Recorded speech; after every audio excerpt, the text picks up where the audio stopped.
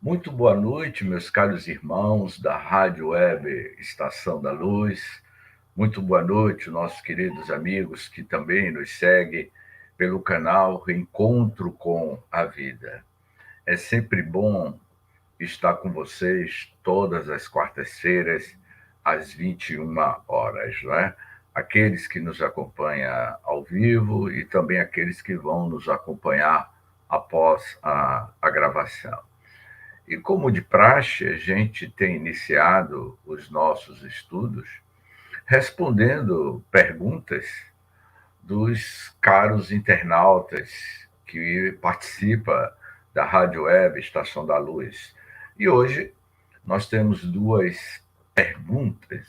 Uma pergunta lá de São Paulo, de Piracicaba, Vila Sônia. É uma pergunta de Saulo Matias. E a outra pergunta é de Goiás, Alvorada, Anápolis, de Solange Paiva, também nos formulam a pergunta. A primeira pergunta de Saulo, ele pergunta sobre o livro Voltei. Por que estudar esse livro, o livro Voltei? O que ele nos traz de específico, de bom, de novidade e de empolgante? Essa pergunta de Saulo é muito pertinente, porque o livro Voltei conta a história, Saulo, do diretor da Federação Espírita Brasileira durante muitas décadas, Frederico Finge. Ele foi uma referência do espiritismo no Brasil no início do século XX. Ele foi diretor do Reformador, ocupou vários cargos na Federação Espírita Brasileira. Frederico Finge, ele desencarna e quando ele vai para o mundo espiritual, ele assume um nome fictício de Irmão Jacó e leva o título de Voltei. Voltei do mundo espiritual para revelar à humanidade, através da mediunidade de Francisco Cândido Xavier, de que a vida continua após a morte. A vida continua após a vida. E, na realidade, eu diria, Saulo, que todos os 20 capítulos do livro, desde o primeiro capítulo, Irmão Jacó, ele vai descrever nos primeiros capítulos o momento da sua desencarnação, as suas primeiras impressões, o impacto emocional que ele teve ao desembarcar literalmente ao mundo espiritual. Daí em diante, eu diria que a ideia diretora, Saulo, do livro Voltei, ao nosso amigo Tavares, que praticamente, meus amigos, todos os capítulos, Jacó se incomoda com a luminosidade que ele não tinha. Você, quando desencarna, você vai refletir, vai expandir uma espécie de luz. Essa luz, ela é irradiada pelo seu psicossoma espiritual, pelo seu perispírito. Vamos dizer que o perispírito é a lâmpada e a energia que irradia essa lâmpada é a consciência total, é o espírito é o pirilampo, é a luz, o espírito é uma centelha divina, e sendo uma centelha divina, ele vai refletir o seu nível de evolução no perispírito.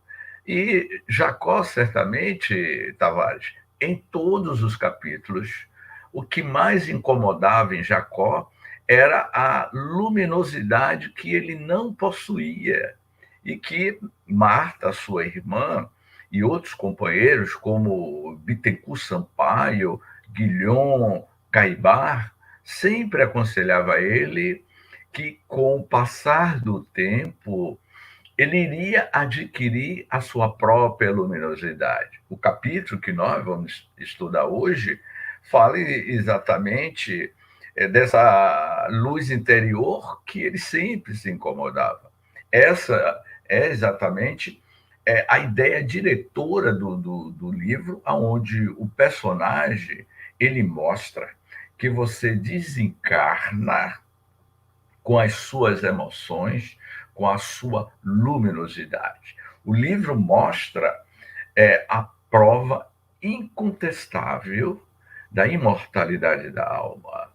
Este livro, eu diria, Tavares, que está muito relacionado com uma parábola de Jesus, que é a parábola do banquete celestial. Qual é a roupa que nós vamos ser identificado no mundo espiritual? Essa roupa é a sua luminosidade. Ela vai refletir no mundo espiritual a sua luminosidade. Vou repetir. Vai iluminar, vai ser identificado pelos amigos do plano espiritual de acordo como você conviveu na Terra, como você estabeleceu o seu psiquismo mental, a forma que você pensava, o hábito de vida que você teve, se você buscou construir a sua luz interior enquanto estava na Terra, porque o que você conquista na Terra brilhará no mundo espiritual. Portanto, meu amigo Saulo, a importância de estudar o livro Voltei, porque ele descreve com riquezas de detalhes as surpresas que ele teve. Apesar de ele ser espírita, diretor de uma federação espírita, isso não o isentou dele passar por momentos de dificuldades. Não é pelo fato de você ser espírita que vai lhe dar um passaporte, um crachá, para você adentrar de forma mais leve o mundo espiritual. Pelo contrário, será muito cobrado aquele que muito recebeu a nível de conhecimento. E a doutrina espírita nos passa isso. A doutrina espírita, ela é uma porta que abre um leque infinito de infinitas possibilidades de percepções da realidade espiritual. Então, meu amigo Saulo, é exatamente isso que o livro nos apresenta. Quanto à pergunta de Solange, haverá, antes de ler e estudar qualquer alforrável espírita, a necessidade premente de mergulhar nas obras da codificação do senhor Allan Kardec? Pergunta de Solange, lá de Anápolis, Goiás. Sem sombra de dúvidas, Solange. Para que você conheça os princípios básicos da doutrina espírita, você tem que conhecer a obra da codificação, o Livro dos Espíritos, que foi a primeira obra, conhecer o Livro dos Médios, o livro Céu e Inferno, o Evangelho segundo o Espiritismo e a última obra que Kardec publicou, o livro A Gênese, publicado em 1868. Então, todo este compêndio, que é o arcabouço da filosofia espírita, do pensamento espírita, então, para que você tenha uma visão holística, uma visão mais sistêmica, mais ampliada dos princípios da doutrina espírita, você tem que estudar as obras da codificação. E quando você estuda as obras da codificação, você fica muito mais preparado para entender as outras obras correlatas, que são inúmeras obras que, após a publicação do Livro dos Espíritos, ou da sua obra, surgiram tantas outras obras. Então, geralmente, eu recomendo que se estude, como, por exemplo, Solange. O meu primeiro contato com o Livro dos Espíritos foi aos 17 anos de idade. Em 2 anos, Solange, eu já tinha lido toda a obra da codificação. Primeiro, eu li toda a obra da codificação espírita, todos eles. Eu levei 2 anos lendo e depois comecei a estudar as obras da codificação. Daí em diante, eu iria entrar em um novo universo literário que me assombrou. Eu, com 20 anos de idade, eu comecei a ler praticamente toda a obra da série André Luiz. Eu comecei a entender Nosso Lar, Os Mensageiros, Do Mundo Maior, Entre o Céu e a Terra, todos os livros que o André Luiz psicografou através de Chico, e me deu uma compreensão, porque eu já tinha tido uma fundamentação nos estudos da obra da codificação espírita. Então, eu recomendo que a pessoa comece estudando toda a obra da codificação, que é uma síntese, é o pensamento do Cristo na Terra, meus amigos. Sabia disso, Tavares? A doutrina espírita é a proposta ética moral para a humanidade. Eu confesso a você, Solange e Saulo, a todos que nos ouvem, que a primeira vez que eu li o Livro dos Espíritos aos 17 anos de idade, hoje eu tenho uma visão completamente diferente do Livro dos Espíritos. Aos 20 anos, eu estudei o livro A Gênese, passado 40 anos depois, eu tenho uma visão sistêmica, uma cosmovisão do livro A Gênese, uma cosmovisão da doutrina espírita, Tavares, bem diferente, porque você abre a janela da tua mente, você se permite ter um nível de entendimento, você se permite ler obras complementares e que abre um leque de novas percepções da sua vida. É evidente, Tavares, que daqui a 50 anos no futuro, se alguém pegar o livro A Gênese, claro que eu não vou viver mais 50 anos, que eu estou com 63, mas na minha futura reencarnação, se eu tiver contato com o livro A Gênese, lá por ano 2200, vamos supor que no ano 2210 eu volte à Terra, reencarne, e vou ter contato, Tavares, com a doutrina espírita, é evidente que ao estudar o livro A Gênese daqui a 100 anos no futuro, eu vou ter uma nova compreensão, uma linguagem bem diferenciada do que eu tive há 100 anos atrás. Percebeu? Ok? Pois bem, a surpresa sublime, este é o capítulo de hoje, vai narrar Jacó. Aprender será sempre valioso. Está vendo aí, Tavares? Aprender sempre será valioso na linha do tempo. Trabalho para o coração. Logo após a minha vinda, observando que o combate pela extensão do bem se desdobra em todas as direções, acreditei na possibilidade de prosseguir no mesmo diapasão de atividade intensiva a que me consagrara na terra. Jacó estava muito estimulado para continuar com a sua atividade no plano espiritual, da mesma forma que ele era muito empolgado na Terra. Eu sei que meu amigo Tavares está aí nos bastidores, não é? Então, se Tavares tem mais de 20 anos com os programas de rádio, muito provavelmente, quando ele desembarcar no plano espiritual, primeiro, a gente, né, Tavares? A gente tem uns acertos de conta nas regiões mais próximas da Terra, fechou a nossa conta, e aí a gente parte para outras regiões espirituais, aonde você vai procurar se vincular no plano espiritual com a estação Rio do Tempo, não é? Com a estação Marduk, narrado por Sônia Rinaldi no livro Transcomunicação, e que no mundo espiritual existe, Tavares, redes de comunicação. O Rio do Tempo, a estação Rio do Tempo, é uma dessas grandes estações, narrado lá pela Sônia Rinaldi, nesse livro que eu tenho aqui, que é Transcomunicação.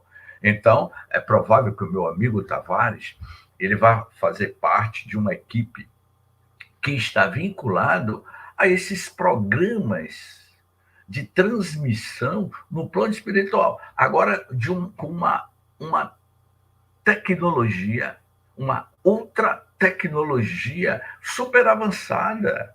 Então, meu amigo, já vai aqui uma dica, viu, meu amigo Tavares? Então, ele diz assim: a luz interior.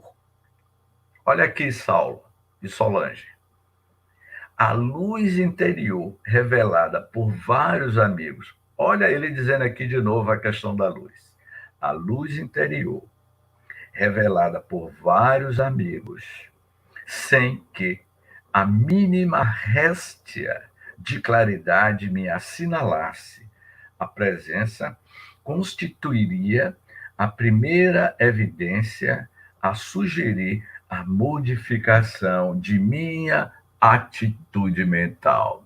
Essa pergunta que Saulo fez e que eu respondi que Jacó sempre se preocupou com a sua questão da sua aparência no mundo espiritual, da sua luz no mundo espiritual. Qual será a aparência de James Ney?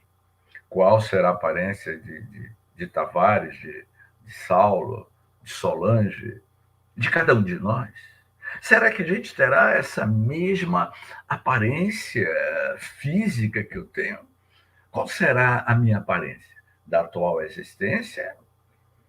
Da minha última existência na Terra? Ou eu darei uma propriedade no meu perispírito para me identificar da minha penúltima reencarnação? Isso vai depender muito do que Jacó diz aqui, não é? A modificação de minha atitude mental. É esta atitude mental da tua consciência é que vai estabelecer, Tavares e meus amigos, a modificação da estrutura do teu perispírito, que é a vestimenta do espírito, e o perispírito ele é modelado, isso, tem esse livro, muito bem, Sônia Rinaldi, ele é modificado ou modificados. O que eu digo no estudo, eu fiz um estudo de muitos anos sobre a estrutura do perispírito, eu falo da modelagem do perispírito, eu falo da coloração, da densidade do perispírito, eu abordo a questão dos microtúbulos, e esse nosso estudo, eu me fundamentei nas obras de Jorge Andréa, de Hernani Guimarães de Andrade, de Dr. Zizeman, e dos livros de André Luiz, Obreiros da Vida Eterna. O livro que eu considero dessa autora norte-americana, Tavares, Mãos de Luz, de Bárbara Brain. Bárbara Brain, nos anos 90, vai publicar aquele livro, Mãos de Luz. Então, e transcomunicação instrumental de Hernani Guimarães Andrade, como psiquântico. esse livro psiquântico de Hernani Guimarães Andrade, ele vai falar numa linguagem dos anos 90 e que hoje, no século XXI, nós conhecemos os estudos avançados do microtúbulos. O que é o microtúbulos? É uma espécie de estrutura energética que liga uma das partes do nosso corpo somático, porque nós temos vários corpos energéticos. O primeiro corpo mais animalesco, o corpo físico, a energia do corpo físico, essa se esvai na decomposição, da desagregação molecular do corpo físico. O microtúbulo, ele faz essa conexão entre esses corpos com os corpos mais sutis. Eu abordo isso em uma aula, eu posso até mandar aí para você, Tavares, para você divulgar, que foram 2 aulas com imagens e eu fui detalhando sobre essas estruturas dos diversos corpos que nós temos. Então, isso vai fazer diferença quando você deixa o veículo de carne do corpo mais denso e você vai se identificar na realidade espiritual de acordo com o tipo de padrão mental que você expele, que você coloca. E é isso aqui que ele diz: modificação de minha atitude mental é que vai dizer qual é a minha aparência diante dos outros companheiros. De que me valeria o demasiado movimento sem probabilidades de realização benéfica. Ali, o serviço pautava-se em linhas diferentes, comenta ele, não é? Dentro do novo plano, Tavares, o nosso amigo que fez a primeira pergunta, não é? Esse livro, Voltei, eu me lembro que Tavares comentou que, James, esse livro, Voltei, ele tem que ser destrinchado. Quem mais tem aprendido ao estudar o livro Voltei sou eu. Eu li esse livro, Voltei, a primeira vez, em 2004, se eu não me engano, 2004, 2006. Eu sempre me fascinava com esse livro, não é? Então, hoje, eu tenho aprendido muito, tenho colocado as minhas barbas de molho, como eu reagirei diante da minha própria desencarnação. Você que está nos ouvindo, você já fez essa pergunta? Você está preparado para desencarnar? Qual será a sua reação nos minutos seguintes após você desencarnar e ter consciência: estou desencarnado, não pertenço mais ao mundo da vida física? Como você reagirá à sua emoção? É exatamente isso, Saulo, que a doutrina espírita nos propõe. Então, quando ele diz assim, meu impulso de disputar qualquer tarefa esmorecerá. Você. Eu falei de Tavares, que trabalha. Tavares é representante comercial e se dedica à divulgação dos meios de comunicação. Não é que eu esteja aqui lendo o pensamento do meu amigo Tavares, mas eu tenho certeza que há 20 anos, quando o Tavares começou com o programa, ele nunca imaginou que em 2020 o seu canal de comunicação abriria um leque para o mundo. Ele nunca imaginou que ele iria contribuir com a divulgação da doutrina espírita através do seu canal de comunicação. Ele nunca imaginou. Ele estava fazendo o trabalho dele. Então, a espiritualidade vai arquitetando, planejando o futuro de cada trabalhador. Eu trabalho numa empresa de comunicação, sempre me dediquei à divulgação da doutrina espírita, eu sempre atuei na área da comunicação na Federação Espírita da Bahia, enfim, já tive vários cargos, e profissionalmente eu trabalho numa empresa de comunicação. Então, muito provavelmente, quando você desencarna, você vai estar muito vinculado com aquele trabalho que você exercia na Terra. Mas eu tenho certeza que alguém pode perguntar, e James, e o médico quando desencarna? Provavelmente ele vai se vincular aos estudos da área da medicina, que foi o caso de André Luiz, que foi o caso de Dr. Juliano Moreira, que foi psiquiatra no Brasil. Dr. Juliano Moreira, quando desencarna, ele vai tomar um curso de psiquiatria no plano espiritual com Filomena de Miranda.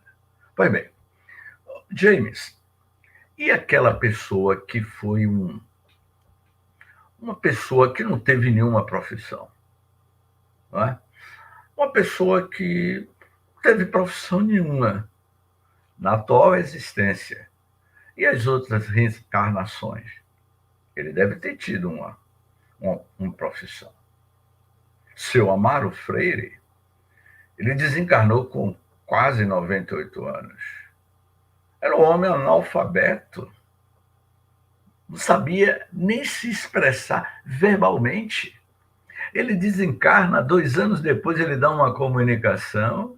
Ele nasceu no interior da Bahia, na cidade de Nazaré, interior da Bahia, e ele era pedreiro, Tavares.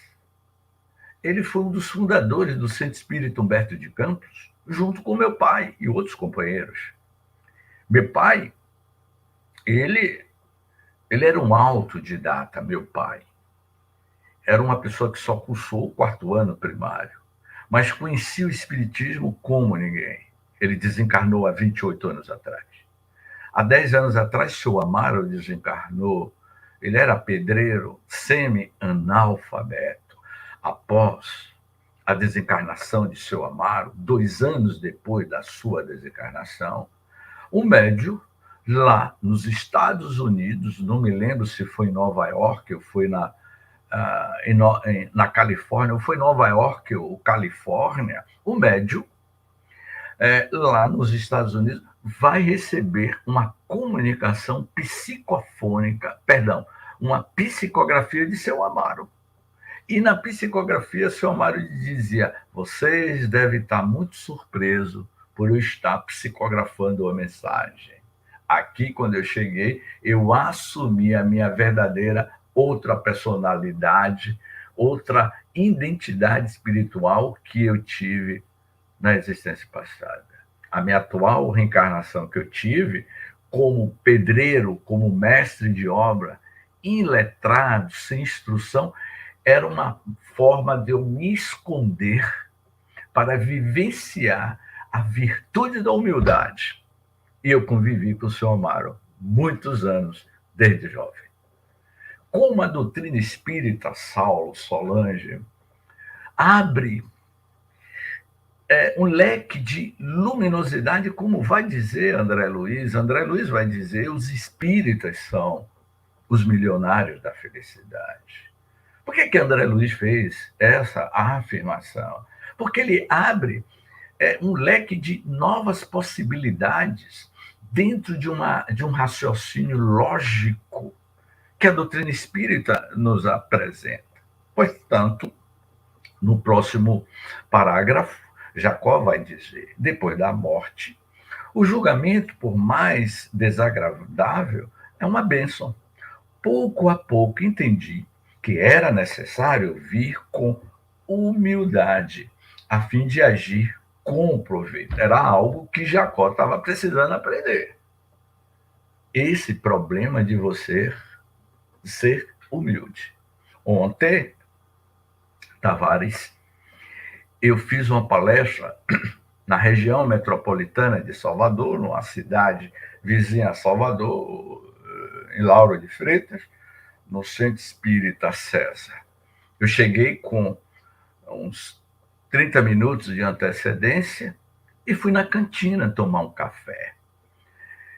Eu cheguei na cantina e disse assim para a senhora: senhora, É, eu estou sem nenhum trocado, eu não tenho trocado. Não tenho dinheiro aqui na minha carteira para tomar um cafezinho. Eu só quero um cafezinho, 2 dedos de café. Ela é muito simpática, era uma senhora já de idade, ela é muito simpática, me deu um cafezinho e ficou ali conversando comigo. Eu agradeci a ela, muito obrigado pelo cafezinho, pela sua simpatia. Eu disse assim para ela: parece que a senhora não é baiana, não é soteropolitana. Ela disse: não, eu nasci no Rio, eu nasci, vivi muitos anos num bairro, no bairro Lins de Vasconcelos, no Rio de Janeiro. Aí, quando ela me falou de Lins de Vasconcelos, eu disse: pô, Lins de Vasconcelos foi um grande espírita no Rio de Janeiro, contribuiu muito para o espiritismo no Brasil. E agradeci, e fui para o auditório. Quando eu estava lá fazendo a palestra, o tema de ontem foi Brasil, Coração do Mundo, Pátria e Evangelho, uma nova proposta para um mundo em transição. E ela, quando me viu lá no auditório, e após a palestra, ela veio falar comigo e me disse assim: Tavares, meu filho, você não se identificou como expositor, que você era expositor, porque aí eu teria um atendimento melhor. Eu disse para ela: não, minha irmã, não precisa nada disso. Eu aprendi Tavares com Deolinda Amorim. Deolinda Amorim, eu não conheci Deolinda Amorim. Eu conheci Deolinda Amorim já desencarnada através de uma psicografia, em 2 momentos diferentes. Na Semana Espírita de Vitória da Conquista, Deolinda Amorim apareceu para mim, quando eu era ainda muito jovem, né? Deolinda Amorim desencarnou em 84. Em 86, na Semana Espírita de Vitória da Conquista, eu tive o contato espiritual. Eu vi Deolinda Amorim materializado ao lado de Amélia Rodrigues. E nos anos 90, Deolinda Amorim, através de Dr. Elzio, iria escrever uma mensagem direcionada à minha pessoa. Então, eu tinha uma identificação espiritual muito grande com Deolinda Amorim e aprendi com ele, já ele desencarnado, Tavares, de que a tribuna espírita é para ser utilizada para a divulgação dos postulados da doutrina espírita. Ou seja, é para você mostrar a doutrina espírita e não se mostrar. Esse é uma das falas de Deolinda Amorim que eu utilizo no workshop que eu realizo. Há mais de 10 anos, eu realizo workshop falando, eu dou aula sobre como falar em público. E uso muito esse exemplo. É o que a gente vê hoje. As pessoas querem mostrar a sua vaidade, a sua intelectualidade, o seu cabedal de conhecimento, fala muito de si e esquece de falar da doutrina espírita. Então, é isso que o Jacó diz aqui. Jacó se evidenciava muito na terra. Quando ele chegou lá, no mundo espiritual, Tavares, ele percebeu que ele não tinha luz nenhuma. Ele mostrava a sua vaidade, o seu orgulho quando estava entre seus pares na terra. Mas quando ele desencarna, ele percebe que toda aquela vaidade dele e pouca humildade não favoreceu ele no mundo espiritual. Então, é esse cuidado que a gente tem que ter, meus amigos, enquanto é tempo para se reconciliar. Eu vou fazer uma nova análise. Reconciliar com seus inimigos, sim, mas também reconciliar com você mesmo. Faça uma reconciliação consigo mesmo, com seu eu interior. Dialogue com a tua consciência e reveja quais são os passos que você está dando para o seu salto quântico espiritual. No próximo item que Jacó vai dizer aqui, ele vai falar sobre o reajustamento. Vejamos bem. Desejando preparar-me convenientemente, a fim de servir, passeia, visitar sozinho ou acompanhado, de outros colegas, as mais diversas associações de espíritos endurecidos e sofredores. Uma coisa, Tavares, É você estar em uma reunião mediúnica. O espírito incorpora no médio e você trava o seu diálogo. Você joga as suas palavras. Outra coisa é quando você está no plano espiritual, é visitando as regiões de sofrimento, dialogando com os espíritos tete a tete, face a face, porque essas entidades espirituais vai jogar na sua cara, como jogou na cara de Jacó. Ora, Jacó, você que era doutrinador na terra, cadê a sua luz que você não tem? Qual é a autoridade moral, Jacó, que você quer ter em querer nos doutrinar? Nenhuma. Essa foi a primeira experiência que Jacó teve, né?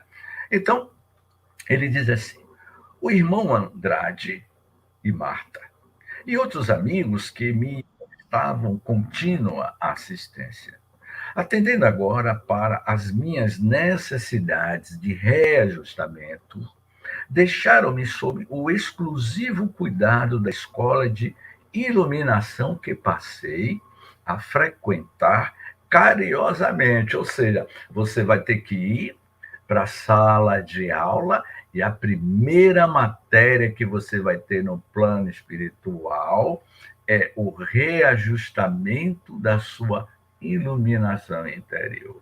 Se você deseja ser iluminado no mundo espiritual, seja mais humilde, menos prepotente, menos egoísta. Egoísmo, prepotência, falta de caráter, as más qualidades lhe traz sombra. Virtudes positivas, iluminação interior. Ok? Vejamos o que é que Andrade Marta vai dizendo a ele. Procurava, pois, nas demonstrações práticas, despertar minhas energias superiores com a juvenil atenção do universitário dedicado aos livros, interessado em organizar conscientemente o próprio futuro, ou seja, não sabemos se Jacó Frederico Fincher já reencarnou, não é? Não sabemos. Mas muitos desses companheiros que ajudaram o espiritismo no início do século XX, alguns continuam, como Caibá Schutel, como Eurípides, que desencarnou em 1917. Eurípides, ele foi vítima, ele desencarna, Tavares, vítima da gripe espanhola, que matou mais de 50 milhões de pessoas, morreram no mundo inteiro. A gripe espanhola que devastou milhares de pessoas. E Eurípides foi vítima desta grande pandemia de 1917. Ele desencarna aos 35 anos. E em 2020, Eurípides, da comunicação através das obras de Divaldo, no livro Perturbação Espiritual e outros, Eurípides ainda continua no mundo espiritual, ajudando, ou seja, já tem mais de 100 anos, Tavares, que Eurípides ainda está no plano espiritual, ajudando-nos, os espíritas fracassados, porque ele se torna diretor do Sanatório Esperança. Eurípides constrói no mundo espiritual um posto avançado, um hospital exclusivamente para receber os espíritas que fracassaram com a sua missão na Terra, aqueles médios, os dirigentes de centros espíritas, etc, etc. É um livro que o Divaldo, que o Filomeno de Miranda psicografa e narra a história de Eurípides e essa colônia espiritual onde tem o Sanatório Esperança. Pois bem, ou seja, tem mais de 100 anos o Tavares, que ele está no mundo espiritual, não é? Da boca de inúmeros infelizes e ignorantes, Ouvi longas recordações de meus atos. Olha aí, os espíritos endurecidos jogando na cara de Jacó. Olha, você quando estava na terra, você ficava querendo nos doutrinar. Olha você aqui. Criticavam-me acerbamente, discutiam-me propósitos e intenções, antigas faltas de épocas recuadas. Ô Saulo, se Saulo estiver assistindo mais tarde, olha o que é que ele diz aqui. Antigas faltas de épocas recuadas, de outras existências, de vidas passadas, não é? Que eu supunha esquecidas, eram trazidas à tona dos, dos à tona dos remoques verbais, erros da mocidade, omissões da idade madura, gestos eventuais de aspereza, pequenas promessas não cumpridas, problemas de sentimento não liquidados, tudo, enfim, era revolvido pelos inimigos do bem.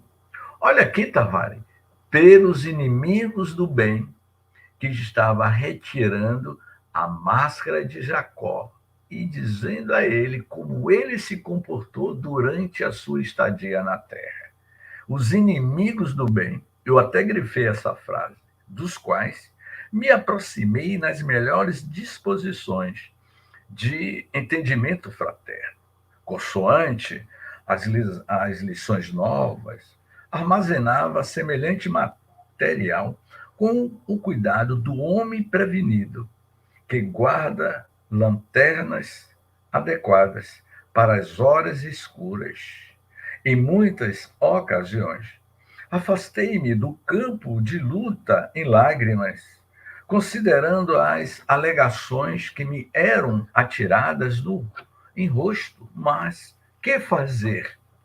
Esse, sem dúvida, era o melhor caminho para identificar os próprios defeitos e estripá-los. Eu vejo, meu amigo Tavares, todos que nos acompanham, esse capítulo 19, o penúltimo capítulo, vai mostrar a nossa verdadeira realidade. Vamos nos espelharmos o que aconteceu com Jacó, porque amanhã será a nossa vez. Eu estou respirando fundo, porque essa mensagem está me tocando. Há companheiros que se não resignam a esse gênero de esforço. No entanto, para ganhar tempo, observei desde o primeiro instante que nesse processo de esclarecimento é possível abreviar a própria renovação para o bem e limitar grandes lutas. As lutas que nós estamos tendo na Terra, a forma como você se comporta, reverberar no plano espiritual. Hoje, ao me dirigir à empresa, do bairro onde eu moro até a empresa, eu pego o metrô. Eu vou para a estação do metrô, próxima à minha residência, que é uma grande estação, um movimento muito grande de pessoas circulando nessa estação chamada Estação Acesso Norte. E aquela movimentação muito grande de pessoas indo e vindo, 7h30 da manhã, no horário de maior pique, que o metrô está lotado. E quando eu estava andando entre aquela multidão, uma senhora aparentando uns 60 anos, sentada no canto, e ao passar, uma moça parou, eu também parei e perguntei a ela o que é que ela tinha. Ela disse que estava sentindo tontura e falta de ar. Eu aí fui até o segurança da estação do metrô e solicitei do segurança que desse atendimento àquela pessoa, que ela disse que ia para a estação do metrô, que entre o acesso norte até a estação do metrô são quase quase 20 quilômetros, muito distante. O metrô faz em torno de 20 minutos essa viagem. E aí o que eu observei, Tavares, que eu e outra moça, diante daquela grande multidão que passava, olhava para a senhora, olhava para mim, olhava para a moça e dizendo assim: o que essa pessoa tem? Ninguém parava para perguntar. Se eu não parasse, aquela moça não parasse, ela ia ficar ali, coitada. As pessoas passam na sua correria para ir trabalhar, ir para o médico, tem horário, meu amigo, meus amigos, para atender o próximo,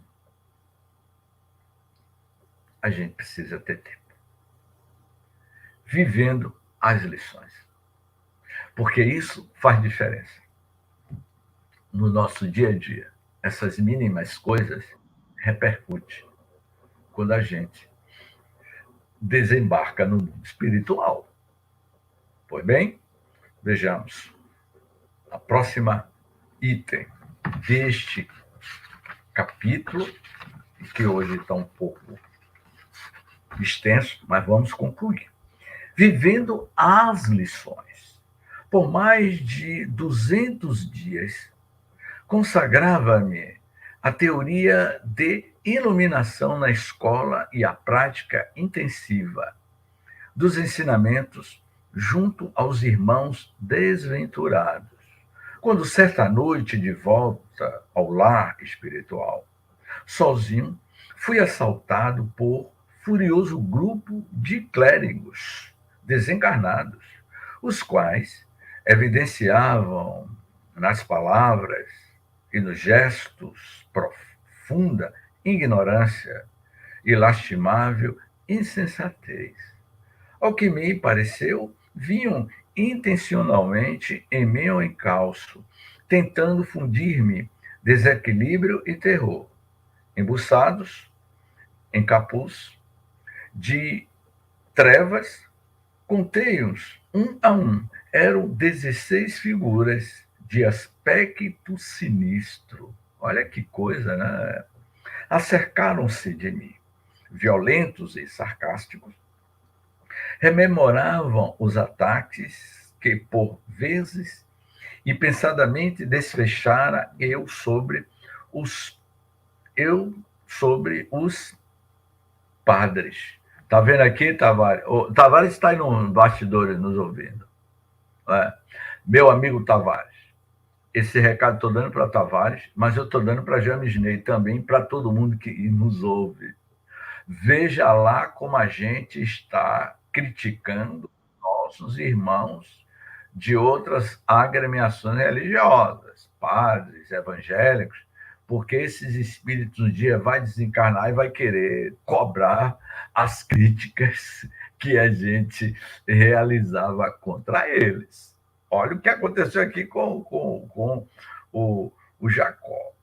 Rememoravam os ataques que, por vezes, impensadamente, desfechara eu sobre os padres. Você não critica os padres, não, né, Tavares? Olha que eu já fiz algumas críticas, né? Cobria-me de insultos e ameaçaram-me sem compaixão. Relembrei a antipatia que indevidamente lhe dedicara a classe respeitável e satisfeito. Reconheci-me transformado diferente. Aqueles punhos cerrados e erguidos contra mim não me intimidavam e nem me sugeriam reação. Achava-me tranquilo, não obstante surpreso. Trouxe, contudo, à memória as lições evangélicas de que me achava em pleno curso, isolando a mente da gritaria infernal, pus-me em meditação. Não nos aconselhar o Senhor a orar pelos que nos perseguem? Não exemplificara a permuta do bem pelo mal? Não nos pediria ele ajudar os inimigos e amparar os que nos caluniam e odeiam? Além disso, não seriam aquelas almas dignas de ajuda e piedade? Possivelmente várias circunstâncias haviam conspirado na existência terrestre contra os meus ideais de melhor sorte. Se a providência divina não me oferecesse recursos de mais amplo conhecimento da vida, se fosse obrigado, no princípio da luta humana, a demorar-se-me nas, nas formulações de fanatismo religioso, teria alcançado suficiente energia para libertar-me? Tudo que você faz aqui, tudo que você diz na Terra, vai repercutir no mundo espiritual. E se o padre houvera sido eu, como toleraria as disciplinas? Teria bastante coragem para arrostar os obstáculos impostos pelas vaidades da posição decorrentes dos compromissos eclesiásticos? Solucionaria sem perturbações os problemas do partidarismo dogmático? Afinal, por irritar-me, quem mereceria mais compaixão?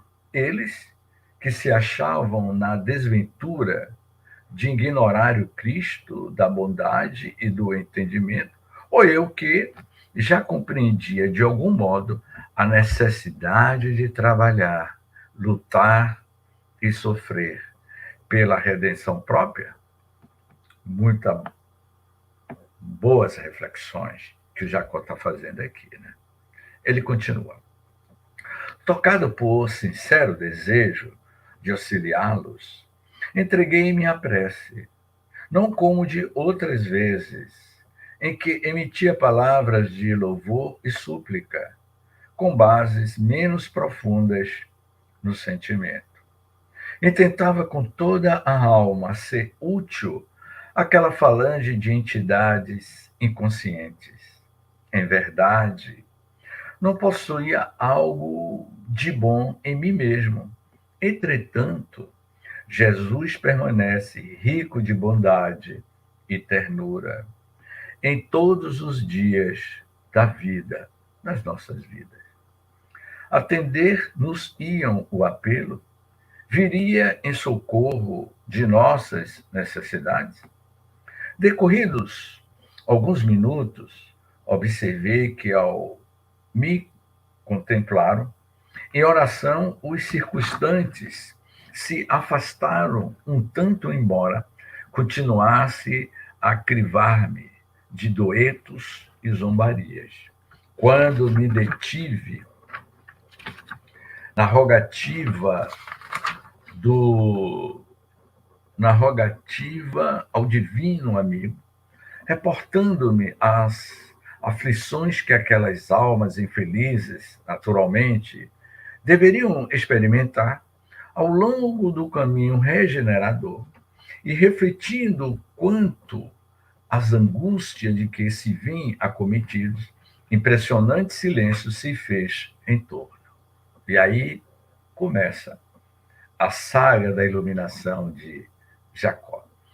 Nunca, talvez, como naqueles momentos, me senti tão fortemente interessado por alguém que se estivesse disputando auxílio para irmãos ou filhos de meu próprio ser.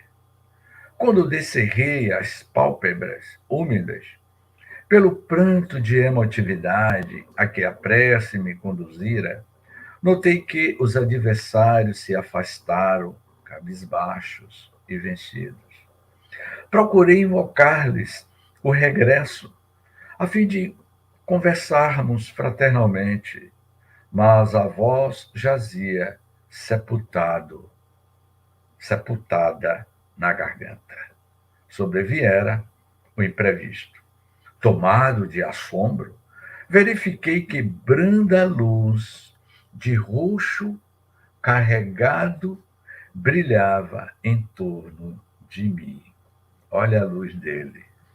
Os últimos capítulos do livro, ele vai conquistar a sua luz. Ó Senhor, como pintar a comoção da alma livre aos companheiros que ainda se encontram jungidos às limitações da carne. Novo despertar. Nesse item, ele já consciente vai narrando Jacó. Surpreendido com semelhantes luminosidade, senti-me chumbado ao solo. Quem estaria irradiando ao meu lado? Cerrei os olhos novamente para agradecer a presença do benfeitor, que por certo ali se encontrava junto de mim. No entanto, apesar de recolher-me à intimidade do próprio eu, vi ainda os raios a se renovarem no meu íntimo. Intrigado, refugiei-me de novo na prece, em silêncio, quando em meio da massa luminescente, lobriguei o vulto de alguém que procurava evidenciar-se. Era Bittencourt Sampaio, a estimular-me o coração para o bem. Não se revelava tão nítido quanto na noite inovidável de nosso encontro no santuário, mas não tive qualquer dificuldade para reconhecer. Jacó, disse ele, depois de algumas palavras de encorajamento e saudação, não te admires da claridade que te rodeia? Ela pertence a ti mesmo, nasce de tuas energias internas, orientadas agora para a bondade suprema. A concentração de amor verdadeiro produz bendita claridade na alma, e ele vai conseguindo a sua própria, a sua própria luz interior. A luz é substância divina gerada nas fontes superiores do Espírito Eterno. Feliz de ti, que compreendeste sem tibieza a necessidade de alijar os próprios caprichos para que a vontade do Senhor te favorecesse o santuário da consciência do ser espiritual. A mente que atira para fora de si o obscuro e pesado material dos interesses menos dignos prepara-se valorosamente para o celeste sinal da irradiação espontânea. As preocupações indesejáveis passaram. Principiante a renunciar com sinceridade ao homem velho e à criatura nova em Cristo. Se vai formando em teu coração, Jacó. Bendita seja a tua esperança. Não te esqueças de que o amor dá sempre, principalmente de si mesmo, de suas próprias forças e alegria. Por agora, os raios de tua bondade brilharão nas horas culminantes da fé, pela concentração de poderes espirituais, da prece.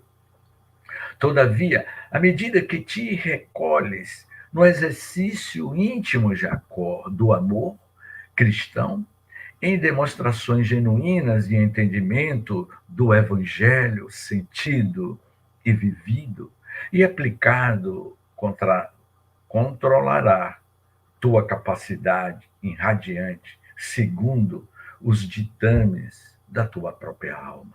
Continua Bittencourt Sampaio.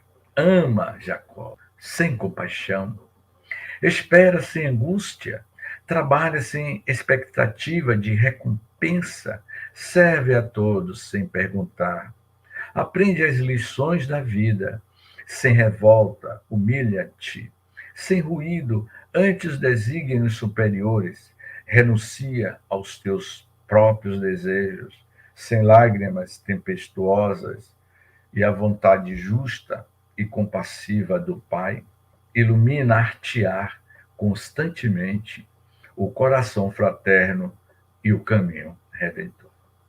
Ora e vigiai. Movimenta-te, Jacó. No esforço digno, ser feliz, meu amigo.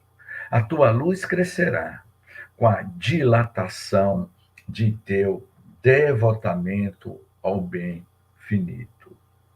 Que expressões terrenas poderiam dizer da sublime surpresa que me ofuscava o espírito? Não conseguirá responder. E aí,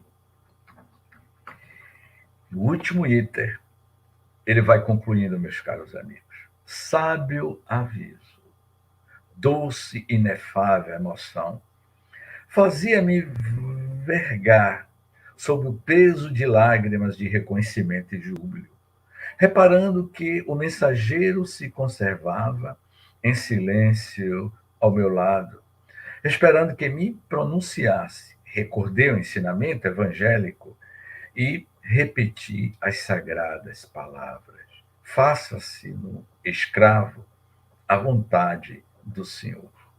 E aí, Bittencourt, meu amigo.